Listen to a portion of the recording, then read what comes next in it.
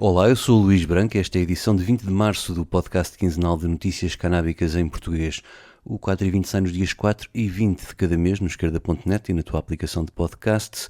Nesta edição olhamos para o avanço da legalização da cannabis medicinal em França, a primeira avaliação dos projetos piloto de uso recreativo na Suíça, a proibição do HHC pelas Nações Unidas, as apreensões e análises às águas residuais em Portugal e terminamos com uma ronda pelos contra-ataques dos legisladores proibicionistas nos Estados Unidos aos direitos conquistados em referendos. Subscreve também os podcasts do esquerda.net, o Alta Voz, com leituras longas de artigos, os Cantos da Casa com o melhor da música portuguesa, o Mais Esquerda, com registros de debates e conferências, e também o Fora de Órbita, com Pedro Caldeira Rodrigues e Jorge Costa a conversarem sobre a atualidade internacional. E agora vamos às notícias.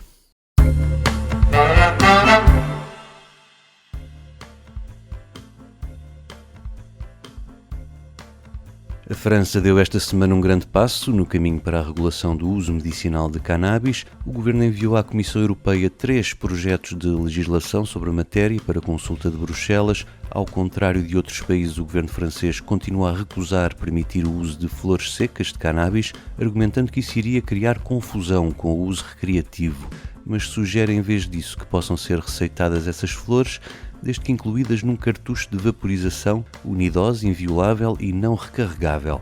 Isto fica aquém do que existe noutros países para as flores secas, como Portugal, mas é um passo à frente, por exemplo, em relação à proposta de lei espanhola, que deixa de fora as flores secas. Esta proposta de legislação em França esteve 2 anos a ser trabalhada, para desespero dos doentes que continuam a recorrer ao autocultivo, à margem da lei, ou à compra no mercado ilícito.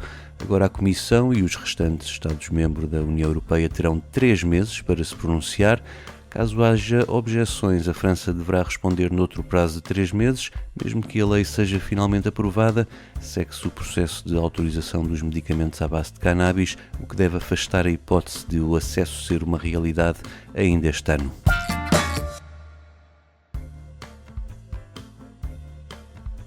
O Gabinete Federal de Saúde Pública da Suíça divulgou a primeira análise dos projetos piloto de cannabis em vigor em várias cidades, como Basileia, Berna, Bienne, Lausanne, Lucerne, Vernier e Zurique. Estes 7 projetos envolvem 7.000 consumidores regulares que têm acesso à cannabis através de farmácias, clubes sociais ou outros estabelecimentos participantes. 2 dos projetos simulam um modelo de venda com fins lucrativos. As conclusões dizem que os projetos têm decorrido bem e sem incidentes do ponto de vista da saúde pública, nem do ponto de vista da saúde dos próprios consumidores. Por poder comparar os vários modelos de regulação, este estudo abrangente servirá de guia aos legisladores suíços quando forem discutir daqui a alguns anos qual o modelo de regulação que o país deve escolher. Por outro lado, dizem os autores do estudo, será importante a partilha de conhecimento e experiência por parte das autoridades municipais que tiveram a iniciativa dos projetos piloto, com as autoridades cantonais que poderão vir a ter as competências de regular o comércio e o consumo no futuro. Este é apenas o primeiro estudo, os projetos arrancaram entre 2023 e 2024, pelo que não é ainda possível tirar conclusões muito definitivas, sublinham os autores. O que já se sabe é quem são os participantes, 80% são homens e mais de metade têm um diploma universitário. A média de idades é de 36 anos.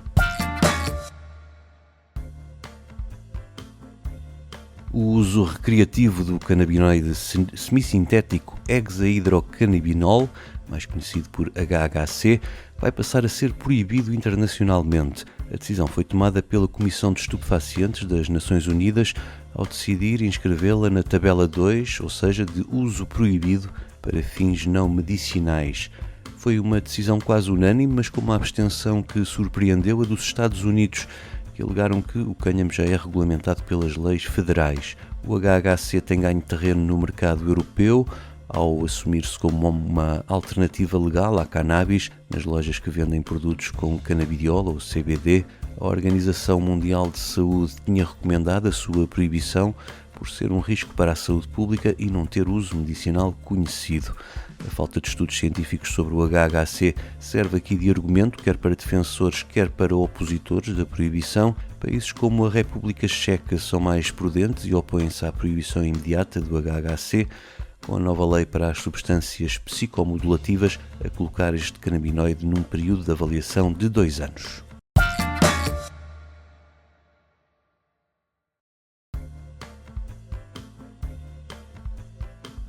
Por cá foi divulgado esta semana o relatório anual de 2024 de combate ao tráfico de estupefacientes em Portugal e o destaque foi para o aumento das apreensões de cocaína com 23 toneladas no ano passado. É preciso recuar quase 20 anos até 2006 para encontrar apreensões em maior quantidade. Já as apreensões de cannabis, sobretudo na forma de haxixe, elas caíram a pique face ao ano anterior, foram apenas 7 toneladas. Em 2023 tinham sido apreendidas 37 toneladas. Mas apesar disso continua a ser a substância que leva à detenção de mais pessoas. Foram 3.500 detidas por tráfico de cannabis no ano passado. Em alta nas apreensões está também o MDMA, ou Ecstasy, com mais do dobro da quantidade apreendida face a 2023. O número de pessoas detidas por suspeita de tráfico ou tráfico e consumo foi de 6.871 pessoas o ano passado, menos que os 9.000 detidos em 2023.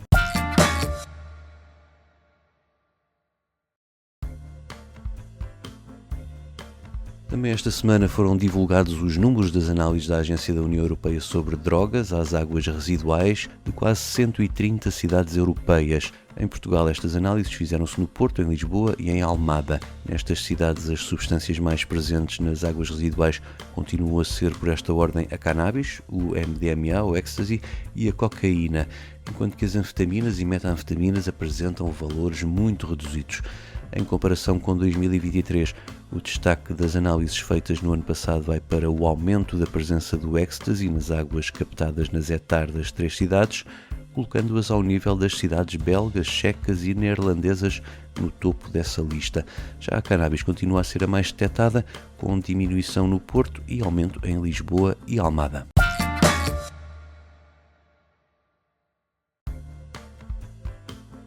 Nos Estados Unidos, a ONG pró-legalização NORML alerta para os ataques por parte dos legisladores aos direitos dos consumidores de cannabis, isto apesar de quase 70% da população defender a cannabis legal. São ataques que vêm dos republicanos, mas também de democratas e em estados que já legalizaram por vontade popular expressa em referendo.